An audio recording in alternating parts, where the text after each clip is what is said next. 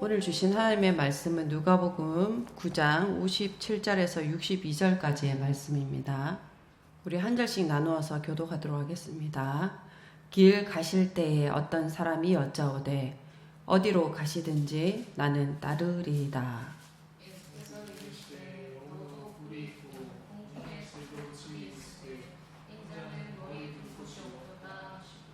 또 다른 사람에게 나를 따르라 하시니 그가 이르되 나로 먼저 가서 내 아버지를 장사하게 허락하옵소서.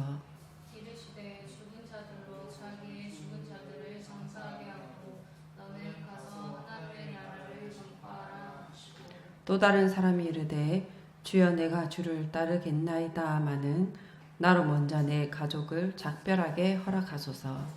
예수께서 이르시되 손에 쟁기를 잡고 뒤를 돌아보는 자는 하나님의 나라에 합당하지 아니하니라 하시니라. 아멘. 우리는 이렇게 돌아보면 왜 그렇게 복음을 해야 할 것의 언어로 전하고 들어왔는지 모릅니다. 그런데 생각해보면 하나님은 창세기부터 어떤 명령으로만 일하지 않으셨습니다. 먼저 창조하시고 복 주시고 또 함께 거니시고 이름을 불러주시고 관계를 맺어주셨습니다. 그 인간은 죄를 지은 존재이기 전에 사실 먼저 사랑받도록 창조된 존재였습니다. 이 사랑이라는 것은 강제할 수가 없습니다. 강요된 사랑은 사랑이 아님을 우리는 다 잘 알고 있습니다. 그래서 하나님은 우리를 어떤 명령으로 사실은 말씀하시는 것이 아니라 우리를 끊임없이 초대하는 방식으로 말씀하시는 것 같습니다. 그런데 제가 설교 말씀을 준비하면서 오늘 누가복음 9장 57절에서 62절까지의 말씀을 이렇게 보면서 처음에는 이렇게 예수님을 따르겠노라 이렇게 하는 이 세 사람을 끊임없이 이렇게 분석하고 있더라고요. 그 첫 번째 사람이 어디로 가시든지 따르겠습니다. 그리고 두 번째 사람은 예수님이 따르라 하니까 먼저 아버지를 장사하게 하소서. 어쨌든 따르긴 따르겠다는 의미잖아요. 그리고 세 번째 사람은 주를 따르겠나이다마는 하면서 먼저 가족과 작별하게 하소서라고 말합니다. 그래서 이 세 사람이 따르겠다라는 말 속에 저마다의 뭔가 뉘앙스가 이렇게 숨겨져 있더라고요. 그래서 이걸 막 이렇게 생각하면서 첫 번째 사람은 어디로 가시던지라는 그런 표현 속에서 보니까 이 사람은 주님이 가시는 어떤 공간들을, 이동하는 공간들을 굉장히 이렇게 눈여겨봤구나.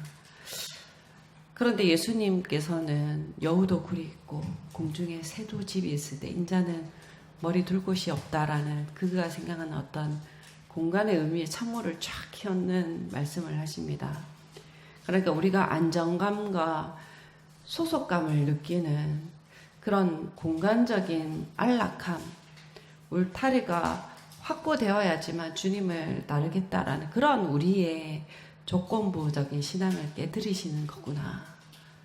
그리고 두 번째, 세상 누구도 거절할 수 없는 완벽한 도리와 명분을 요청합니다. 그런데 예수님께서는 죽은 자들로 자기의 죽은 자들을 장사하게 하고 너는 가서 하나님 나라를 전파하라 이렇게 단호하게 말씀하십니다. 사실 어떻게 보면 가장 정당한 명분을 핑계 삼아서 지금 여기에서 시작되는 하나님 나라의 타이밍을 우리 자주 말하는 나중에요 라는 그 나중이라는 시간 속으로 유예시키고 있었기 때문입니다. 그리고 세 번째 사람도 보니까 따르겠습니다 하지만 이라는 이 짧은 문장 속에서 이 광야의 주도권이 온통 그 세 번째 사람 자기 자신에게 있더라고요. 그러니까 예수님을 따르는 것을 부르심에 대한 어떤 순종이 아니라 내가 뭔가 결심하고 내가 계획한 대로 뭔가 착착착 이렇게 정리하는 그러한 자기 주도적인 미션으로 이렇게 생각하고 있구나.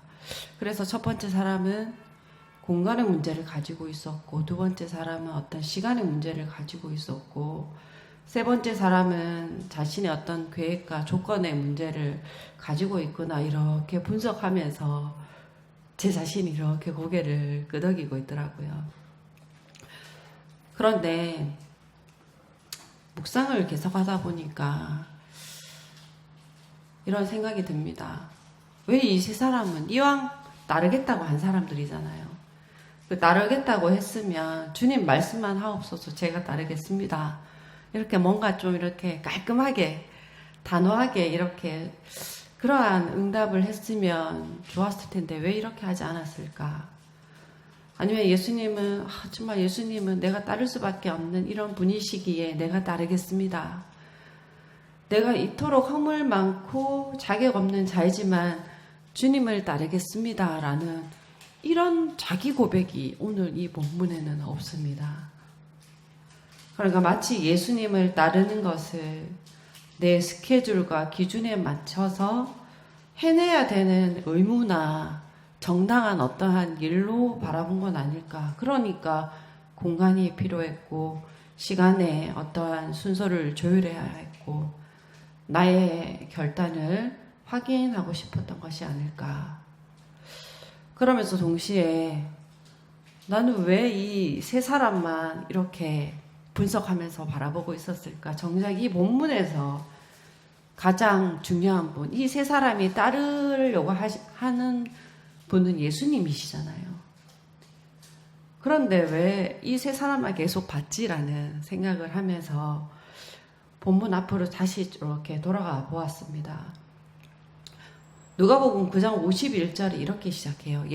예수께서 승천하실 기약이 차감해 예루살렘을 향하여 올라가기로 굳게 결심하시고, 그러니까 예수님께서 지금 예루살렘으로 가고 계십니다. 그 예루살렘이라는 곳은 이제 십자가를 지셔야 되는 곳이잖아요.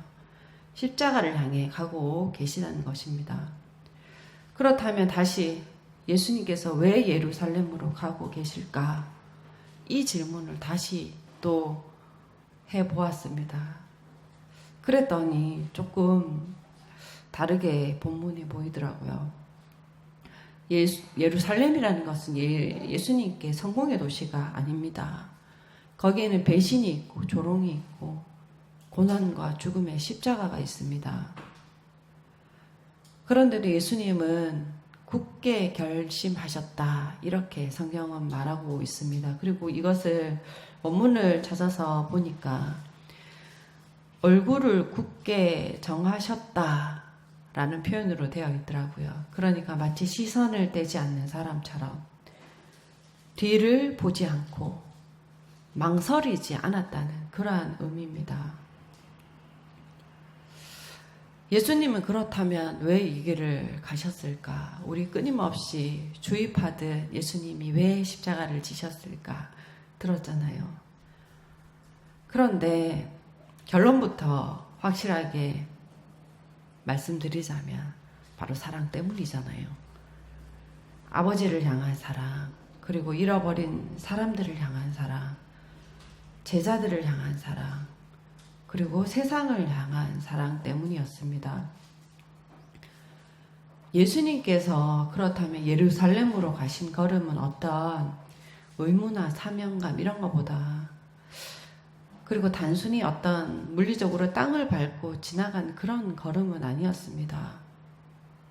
오늘 마지막 절의 말씀을 토대로 다시 한번 생각해 보면 예수님 당신의 온몸을 쟁기 삼아서 죄와 교만으로 콘크리트처럼 딱딱하게 굴어버린 그러한 우리들의 인간들의 시간과 공간과 상태라는 그러한 땅을, 그러한 인생의 땅을 송두리째 갈아 엎으신 그러한 창조의 회복 여정이 담긴 그러한 걸음이구나. 그 예수님의 온몸의 그러한 쟁기질의 정점에 정말 땅이 거칠게 찢어지는 십자가라는 죽음이 있었고, 또 마침내 갈아 엎어진 그 땅 위에서 새로운 부활의 생명을 예수님의 몸으로 확정 지으신 것입니다. 그래서 저는 이러한 말씀을, 오늘 말씀을 다시금 이렇게 묵상하면서 이런 고백을 하게 됩니다. 진짜 사랑 아니면 갈 수 없는 목적지가 예루살렘이구나. 그 예루살렘을 올라가시기로 굳게 결심하시고, 그 앞 본문에 보면 사자들을 앞서 보내셨지만 사마리아 땅에, 근데 그 길에서 사마리아 사람들이 예수님을 단호히 거절합니다. 물론 사마리아인의 더러운 역사가 있었지만, 그러나 당한 입장에서는 어쨌든 서운한 일일 것 같습니다. 하룻밤도 내어주지 않잖아요. 그래서 제자들은 화가 나서 불을 내려달라고 합니다. 그런데 예수님은 그냥 이렇게 지나가십니다. 뭐 그러든지 말든지 지나가시는 그런 이렇게 뉘앙스를 풍기는데, 아마 예수님께서 가지신 사랑이 엄청, 예루살렘을 향하여 가시는 그 사랑이 너무 컸기 때문에 거절당하는 그런 일들이 별로 이렇게 뭔가 이렇게 긁히는 일은 아니었던 것 같아요. 창조를 회복하시려는 정말 그런 하나님의 사랑이 예수님의 걸음을 붙잡고 있었기 때문에 그냥 단단한 걸음을 계속 가셨던 것 같습니다. 그래서 끊임없이 가시던 중에 사마리아랑은 어쩌면 전혀 다른 길에서 세 사람을 만나잖아요. 그런데 놀랍게 또 이 세 사람 모두에게 빠져 있었던 것이 아까 말씀드린 것처럼 예수님이 어떤 분이신지에 대한 고백이었잖아요. 모두 따르겠다고 했는데 왜 예수님을 따르겠다고 했는지 아무도 말하지 않았습니다. 예수님을 사랑해서 따르는지, 예수님을 내가 믿어서 따르는지, 예수님이 누구신지 내가 잘 알기 때문에 따르는지, 그것은 나오지 않습니다. 대신 조건은 나오잖아요. 어디까지 갈 것인가, 언제 갈 것인가, 또 무엇을 정리하고 갈 것인가는 나옵니다. 이런 모습에서 우리의 신앙의 모습이 보입니다. 우리는 나를 따르라 라는 말씀을 너무 오랫동안 명령어로 인식하고 들었습니다. 그래서 예수님을 따르기 위해서, 예수님의 제자가 되기 위해서 무엇을 버려야 하는지, 무엇을 포기해야 하는지, 그리고 얼마나 희생해야 하는지, 그런 것들에 대해서 끊임없이 우리가 막 결심하고 막 기도했잖아요.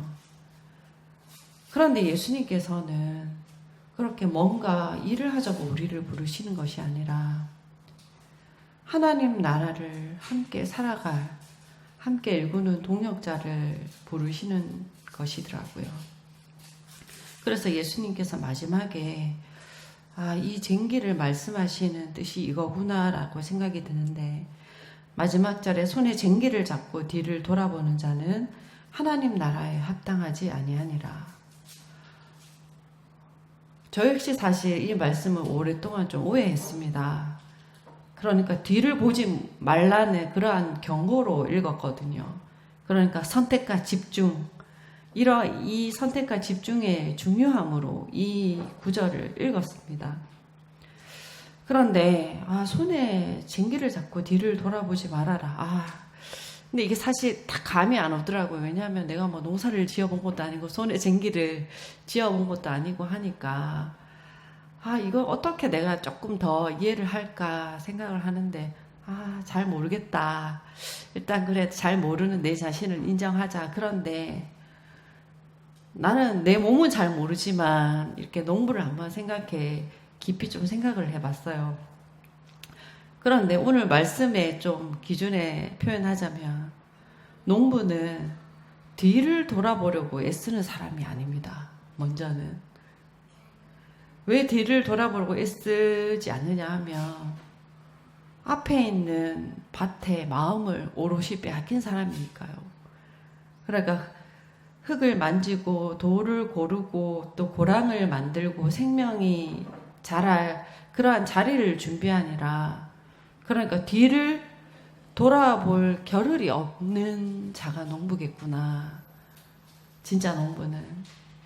그래서 농부의 관심은 뭐 내가 얼마나 잘하고 있나 이런 데 관심 있는 것이 아니라 그저 눈앞에 내가 일구어야 하는 그 땅에만 관심 있는 자잖아요. 왜냐하면 그 땅이 일구어졌을 때의 변화와 그 땅이 또 품고 또 키워낼 생명과 또 열매와 또 땅의 회복에 빠져서 다른 걸 볼 수 없는, 다른 걸 볼 겨를이 없는 자가 이 손에 쟁기를 든 농부더라고요. 이렇게 그 농부의 마음으로 그 예수님의 예루살렘의 길을 생각하니까 예수님의 예루살렘의 길이 새롭게 보이더라고요. 예수님이 목적지를 향해서 공간적으로 뭔가 이동하시는 분이 아니라 걸어가시는 모든 길 위에 손에 쟁기를 들고 하나님 나라의 고랑을 내는 걸음이 예수님의 걸음이셨구나. 걸어가는 곳마다 무딘 땅을 고르듯이 병든 사람을 일으키고 또 잃어버린 자를 찾아내시고 죄인들과 식탁을 함께 나누시고 그래서 죽어있던 마음이 살아나고 막혀있던 관계가 회복되고 상처 입은 인생이 새 힘을 얻도록 그렇게 굳어진 마음을 뒤집어서 생명이 자랄 수 있는 길을 만드신 분이 예수님이십니다. 그래서 예수님은 하나님 나라를 설명만 하신 것이 아니라 농부가 밭을 일구듯이 하나님 나라의 고랑을 실제로 내고 계신 분이시더라고요. 그래서 예수님께서 나를 따르라 말씀하신 것은 단순한 명령이 아닙니다. 나와 같이 일을 할 어떤 노동을 할 노동자를 모집하는 것이 아니라 동역자를 부르고 계셨습니다. 아버지의 사랑으로 세상을 새롭게 일구는 일에 함께 하자는 초대를 하시면서 하나님 나라의 고랑을 함께 내자라는 그러한 부르심으로 끊임없이 그 길을 가셨더라고요. 그리고 오늘 우리에게도 오늘 내게 맡겨진 고랑은 무엇인가를 서로 함께 살펴가자라는 그러한 초대로 이 말씀을 우리들에게 교훈해 주십니다. 그래서 예수님의 십자가라는 것은 어떤 실패가 아니라 진짜 가장 깊은 고랑이더라고요. 그리고 부활은 그 고랑에서 솟아나 정말 귀한 하나님 앞에 첫 열매가 되더라고요. 그렇게 예수님 자신의 몸으로 죽음의 땅을 갈아엎으셨고 또 부활로 새 창조를 시작하셨습니다. 그래서 예루살렘은 창조회복의 새로운 출발점의 의미가 되는 곳이더라고요. 오늘 말씀을 통해서 예수님은 오늘도 우리를 부르십니다. 함께 따라갈 자로. 그런데 이것은 어떤 따라라라는 무거운 명령이 아니라 내가 아버지의 사랑으로 세상을 새롭게 하고 있다. 내가 하나님 나라의 고랑을 내고 있다. 너도 함께 나와 쟁기를 잡지 않겠느냐라는 그러한 사랑의 초대가 나를 따르라는 그러한 예수님의 말씀이십니다. 예수님은 우리를 구경꾼으로 부르지 않으셨습니다. 쟁기를 잡은 사람으로 그리고 뒤를 돌아보지 않으려고 애쓰는 사람이 아니라 눈앞의 밭과 또 자신을 부르신 분에게 나를 부르신 분에게 마음을 빼앗긴 사람입니다. 그래서 진정한 농부는 정말 뒤를 돌아볼 겨를이 없다 했습니다. 예루살렘을 향한 걸음은 십자가를 향한 걸음은 참 하나님의 모든 질서와 창조의 회복을 향한 하나님의 참 사랑의 기림을 우리가 기억하기를 원합니다. 예수님도 그 사랑이 너무 분명해서 그리고 그 아버지의 뜻이 너무 분명해서 심지어 십자가라도 아무것도 예수님의 그 사랑의 길을 멈추게 하지 못했습니다. 예수님은 끊임없이 말씀을 통하여 또 그 삶의 걸음을 통하여 사랑의 언어로 예루살렘을 향하여 걷고 계신데 우리들은 늘 조건의 언어로 대답하고 있었습니다. 그래서 오늘 본문의 세 사람은 멀리 있는 사람이 아니라 우리더라고요. 예수님을 사랑한다 말하면서도 주님 이것만 마치고 이것만 정리되면 가겠습니다. 조금만 더 기다려 주십시오. 이것만 보장되면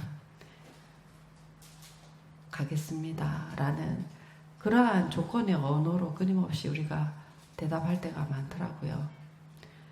그 생각해보면 그 사랑하는 사람은 사랑하는 관계는 계산이 없어지는 것이 아니라 계산을 넘어서는 어떤 결정을 하게 되는 거잖아요. 계산을 하게 되면 절대적으로 돌아설 수밖에 없는 길이 십자가의 길입니다.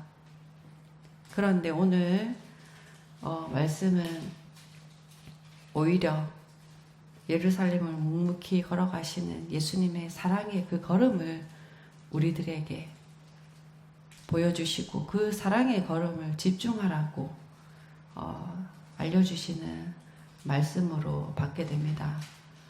그 사랑을 알지 못하면 나를 따르라는 이 말씀은 참 부담이 되고 이 사랑에 대해서 깨닫게 되면 이 사랑을 알게 되면 나를 따르라는 말씀이 하나님께서 부르시는 참 사랑의 초대가 되더라고요. 그래서 이 사랑을 보고 어떤 계산하기보다는 자연스럽게 함께 걷게 되는 우리 믿음의 지체들 또 믿음의 공동체가 되기를 원합니다. 우리에게 맡겨진 이 삶의 밭에서 고랑에서 주님과 함께 틈틈이 그 사이사이 하나님 나라의 고랑을 함께 내어 살아가는 함께 그 길을 가는 저와 여러분들이 되기를 축복하며 함께 기도하겠습니다. 아버지 하나님, 끊임없이 사랑의 언어로 우리를 초대하셔서 강요하는 것이 아니라 저절로 따라갈 수밖에 없는 회복과 치유와 참 은혜를 주시는 그분이 하나님 아버지이심을 고백합니다. 하나님의 이 말씀을 명령의 율법으로 보던 시대를 끝내고 예수 그리스도를 통하여 복음을 열어주시고 그 복음이 우리를 자유케 하고 그저 사랑의 빚진 자로 우리 자신을 발견하게 하는 그 놀라운 하나님의 뜻 가운데 다시 날마다의 걸음을 걸어갈 수 있도록 우리의 믿음의 걸음을 인도하여 주옵소서. 예수님의 이름으로 기도드립니다. 아멘.